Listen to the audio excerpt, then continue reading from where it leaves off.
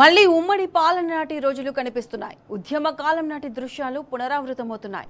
నాడు స్వరాష్ట్రం కోసం యువకుల బలిదానాలు చేయగా నేడు ఆర్టీసీ కార్మికుల బలవన్మరణాలు ఆవేదన కలిగిస్తున్నాయి. విషాదం ఏమిటంటే నాడు నేడు అధికారంలో ఉన్నది కాంగ్రెసే. అందరూ కాంగ్రెస్ హామీలను నమ్మి మోసపోయిన బాధితులే. కాంగ్రెస్ సర్కార్ నమ్మక ద్రోహం, సమ్మె విచ్ఛిన్నానికి చేస్తున్న కుట్రలు ఓ నిండు ప్రాణాన్ని బలి తీసుకున్నాయి. ఎన్నికల ముందు ఇచ్చిన హామీలను అమలు చేయాలంటూ ఆర్టీసీ జేఏసీ చేపట్టిన సమ్మె కూడా ప్రభుత్వాన్ని కదిలించలేకపోయింది. దీంతో కలత చెందిన ఆర్టీసీ కార్మికులు బలిదానానికి సిద్ధమయ్యారు. వరంగల్ జిల్లా నర్సంపేటకు చెందిన డ్రైవర్ కోల శంకర్ గౌడ్ ఆత్మహత్య చేసుకున్నారు.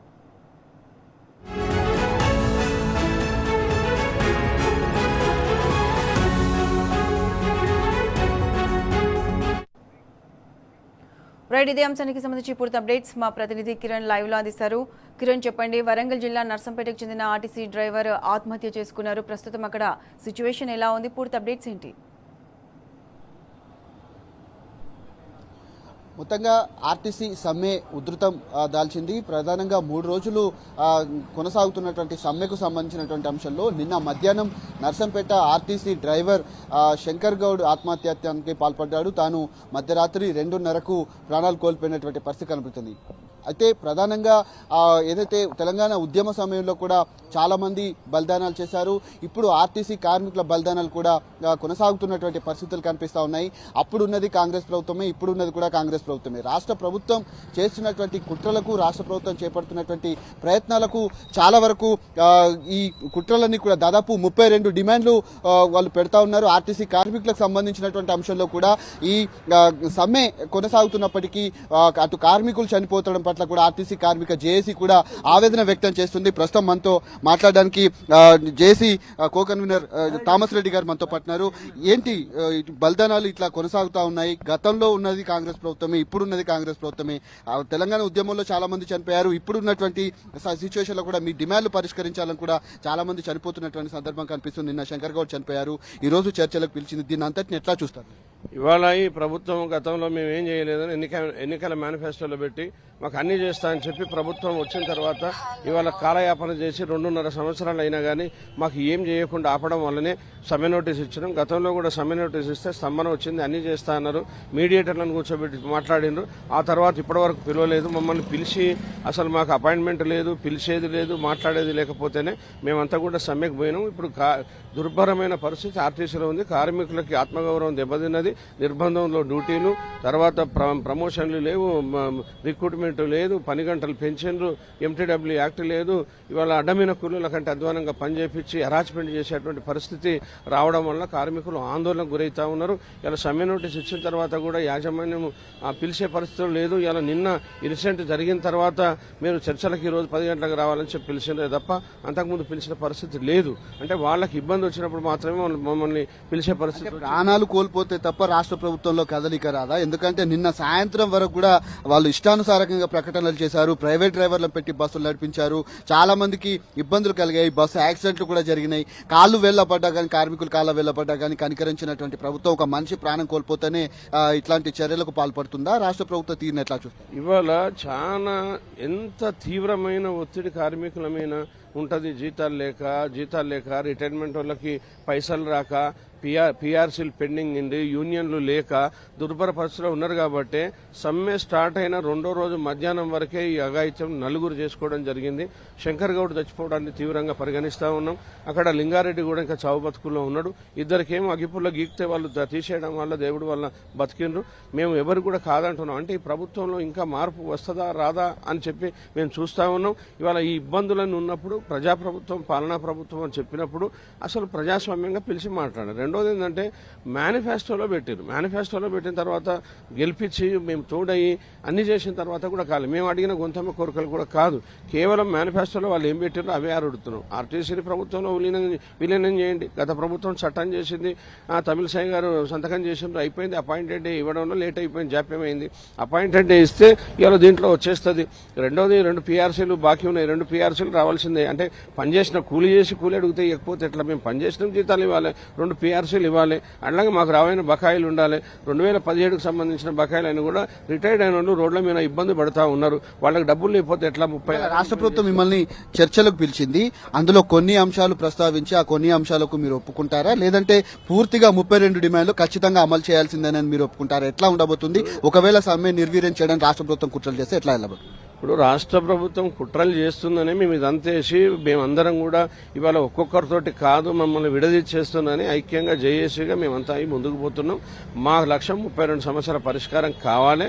సమ్మె నివారణ చర్యలు చేపట్టి వాళ్ళకి ఏదైనా ఉంటే ఇబ్బందులు ఉంటే చెప్పి చర్చల ద్వారా పరిష్కరించుకోవాలని చెప్పి గతం నుంచి కూడా చెప్తున్నాం. ప్రభుత్వం కూడా ఈ రోజు పిలిచి ఏదో కాలయాపన చేయవద్దు, చిత్తశుద్ధితోటి ఈ ఆర్టీసీ కార్మికుల పరిస్థితి నిన్న జరిగింది కానీ రేపు ఇంకా జరగబోయేది కానీ ఇప్పటికి కూడా కార్మికులు అన్ని జిల్లాల నుంచి ఫోన్లు వస్తూ ఉన్నాయి. అన్న ఏదన్నా చేయండి అంటా ఉన్నారు. వాళ్ళని మేము చాలా కష్టపడి మీరు ఏవేది కూడా అఘాయిత్యాలకు పడిపోద్దని చెప్తున్నాం. కాబట్టి గవర్నమెంట్ మేనేజ్మెంట్ ఇద్దరి తప్పులు ఉన్నాయి.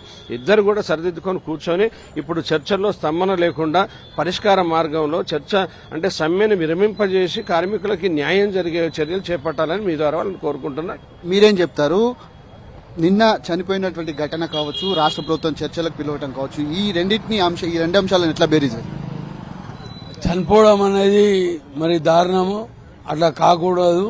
కానీ ప్రభుత్వం చొరవ తీసుకొని మన చర్చల రోజే మన మంత్రి గారు మీరు రండి మా దర్వాజాలు మేము వెళ్ళినప్పుడు మంత్రి గారు లేరు, ఐఏఎస్ ఆఫీసర్స్ ఉన్నారు. వాళ్ళు ఎటువంటి స్పందన లేకుండా ఇవన్నీ మేము మీరు చెప్పిన నోట్ చేసుకున్నాము, ప్రభుత్వానికి తెలియజేశాము, ప్రభుత్వం నిర్ణయం తీసుకున్నాం అన్నారు. ఆ దినం కనుక ఒక నిర్ణయం తీసుకుని ఉంటే ఈరోజు చనిపోయేది జరిగేది ఉండేది కాదు. ఇప్పటికైనా ఇక ముందైనా కూడా కార్మికుల సమస్యలు ఉంటే ఇమ్మడే పిలిచి వాళ్ళ సమస్యలను పరిష్కారం చేయాలి. లేకపోతే ఇలాంటి సంఘటన జరిగే అవకాశం కూడా ఉందని చెప్పి మీ ద్వారా తెలియజేస్తున్నాను. మనతో పాటు కమలాకర్ గౌడ్ గారు మనతో పాటున్నారు. తనతో కూడా మాట్లాడించేటువంటి ప్రయత్నం చేద్దాం. నిన్న జరిగినటువంటి ఘటనను ఎట్లా చూస్తారు? ఒక కార్మికుడిగా ప్రాణాలు కోల్పోవాల్సినటువంటి పరిస్థితి, ఎందుకంటే రాష్ట్ర ప్రభుత్వం చేస్తుందన్న నమ్మకం కూడా తనకు లేదు. భార్య బిడ్డల్ని కూడా వదిలేసి తాను వెళ్ళిపోయినటువంటి సందర్భం కనిపిస్తుంది. ఉమ్మడి రాష్ట్రంలో అటు తెలంగాణ కోసం చాలా మంది చనిపోయారు, ఇప్పుడు ఆర్టీసీ కార్మికుల కోసం చనిపోయినట్టు. అప్పుడున్నది కాంగ్రెస్ ప్రభుత్వం, ఇప్పుడున్నది కాంగ్రెస్ ప్రభుత్వం. కాంగ్రెస్ ప్రభుత్వం వస్తే ఖచ్చితంగా ఆత్మహత్యలు జరగాల్సిందనా? మీరేం చెప్తారు? చాలా విషాదకరమైన ఘటన అది. జేఏసీగా తీవ్ర సంతాపాన్ని తెలియజేస్తున్నాం. ఈ శంకర్ గౌడ్ గారి మృతి ప్రభుత్వ హత్యగా మేము భావిస్తున్నాం. ఎందుకంటే ఈ ప్రభుత్వం మొండి వైఖరి, మేనేజ్మెంట్ మొండి వైఖరి, ముఖ్యంగా మేనేజ్మెంట్ ఏదైతే చేసిందో హరాస్మెంట్. ఆయన నిన్న కనీసం బస్టాండ్లో కానీ డిపోలకు కానీ ఎంటర్ కానీయకపోవడం, ఇది ఎందుకనంటే కార్మిక సోదరులు ఒకటే ఏంటంటే మా డిపో ఇది, మేము ఇన్నాళ్ళు ఇక్కడ పనిచేస్తున్నాం, ఈ సమ్మె చేసినంత మాత్రాన మన డిపో లోపలికి రానివ్వరా, ఎంతవరకు కరెక్ట్ అనేది ఆవేదన చాలా వరకు కూడా చేయడం జరిగింది. అదేవిధంగా ఇప్పుడున్న ఈ ప్రభుత్వము నిర్లక్ష్య వైఖరి, ముఖ్యంగా ఆర్టీసీ కార్మికుల పైన నిర్లక్ష్య వైఖరి, జేఏసీ అంటే వాళ్ళకి అయిష్టత, దీని మీద అపోహలు పెట్టుకొని ఎవరో దీని వెనుక ఉన్నారు చేపిస్తున్నారని అదొక అభాండం వేసి కార్మికుల కడుపు ఇప్పటికైనా కళ్ళు తెరవాలి ప్రభుత్వం. మరి ఇప్పుడు ఇవాళ శంకర్ గౌడ్ గారిని ఎవరు ప్రోత్సహించినట్టండి? ఇవాళ ఎవరైనా బయట నుంచి ప్రోత్సహించారా? అది ఆయన ఆవేశంతోటి, ఆవేదనతోటి మా సమస్యలు ఇప్పుడు కూడా పరిష్కారం కాకపోయినాయి.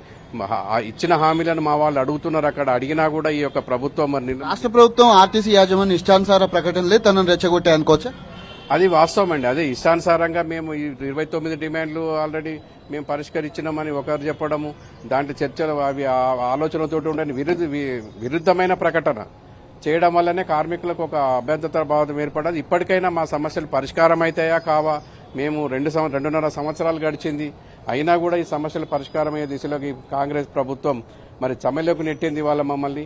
మళ్ళీ మేము ఏ విధంగా ఆర్టీసీని రక్షించుకోవాలి, మా కుటుంబాలు ఏ విధంగా పోషించుకోవాలి?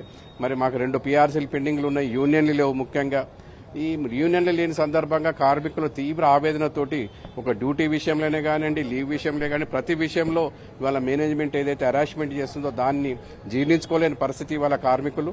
ఈ రాజ్యాంగం ఏదైతే కల్పించిందో హక్కులను కాలరాస్తుంది ఇవాళ మేనేజ్మెంట్ ప్రభుత్వం. దీనికి నిరసనగానే ఆయన ఆవేదనతోటి, ఆక్రోశంతో ఆత్మహత్య ప్రయత్నం చేసిండని మేము తెలియజేస్తున్నాం. శంకర్ గౌడ్ గారి మృతి చాలా బాధాకరం అండి. భవిష్యత్ కార్యాచరణ ఎట్లా ఉండబోతుంది? ఒక మాట, ఇప్పుడు జేఏసీ సమావేశం ఉందండి. ఇప్పుడు జేఏసీలో నిర్ణయం తీసుకుంటాం. ఖచ్చితంగా కార్మికులకు న్యాయం జరిగే విధంగా మేము ప్రయత్నం చేస్తాం. మేము ఖచ్చితంగా అక్కడ కూడా వెళ్ళడానికి ప్రయత్నం చేస్తాం, నర్సంపేట కూడా వెళ్ళడానికి ప్రయత్నం చేస్తాం. ఇప్పుడు మా జేఏసీ మీకు ఒక 10 నిమిషాలలో స్టార్ట్ అవుతుంది అనుకుంటా. అయిన తర్వాత ఏదైనా కానీ మేము మళ్ళీ తెలియజేస్తాం. ఇది వారు చెప్తున్నటువంటి పరిస్థితి కనబడుతుంది. ఆర్టీసీ కార్మికుల ఆత్మహత్యలు ఇప్పుడు కలిసివేస్తా ఉన్నాయి. రాష్ట్ర ప్రభుత్వం కాంగ్రెస్ పార్టీ తీసుకుంటున్నటువంటి అనాలోచిత నిర్ణయాలు కనీసం సమ్మె జరుగుతున్నప్పటికీ 3 రోజులుగా స్పందించట్లేదు. దాని కారణంగానే రెచ్చగొట్టేటువంటి వ్యాఖ్యలు చేయడంతోనే తాను ఆత్మహత్య చేసుకున్నాడంటూ కూడా ఆర్టీసీ జేఏసీ నేతలంతా కూడా చెప్తా ఉన్నారు. తెలంగాణ ఉద్యమంలో ఏ విధంగానైతే ఆత్మ బలిదానాలతో తెలంగాణ రాష్ట్రం ఏర్పడిందో ఇప్పుడు ఆర్టీసీ కార్మికుల హక్కుల కోసం పోరాడితే వాళ్ళు కూడా బలైపోతున్నటువంటి సందర్భాలు ఉన్నాయంటూ కూడా చెప్తున్నటువంటి సిచ్యువేషన్ అయితే కనిపిస్తుంది. అటు ముత్తోజ్పేటలో కొంత విషాద ఛాయలు అలుముకున్నాయి. నర్సంపేట డిపో వెళ్లేందుకు ఆర్టీసీ కార్మికులు ప్రయత్నించగా చాలా మంది కూడా పోలీసులు అడ్డుకొని రాత్రికి రాత్రే ఇక్కడ నుంచి అంబులెన్స్ లో అటు తన మృతదేహాన్ని కూడా తీసుకొని వెళ్ళినటువంటి సందర్భం మనకు కనిపిస్తుంది. ముఖ్యంగా ఆర్టీసీ కార్మికుల డిమాండ్లు ఈ రోజు చర్చల్లో ఏ విధమైనటువంటి సానుకూలమైనటువంటి స్పందన వస్తుంది, ఒకవేళ కనుక సానుకూలమైనటువంటి స్పందన కనుక రాకపోతే ఉద్యమాన్ని మరింత ఉధృతం చేస్తామంటూ కూడా ఆర్టీసీ కార్మికులు చెప్తా ఉన్నారు.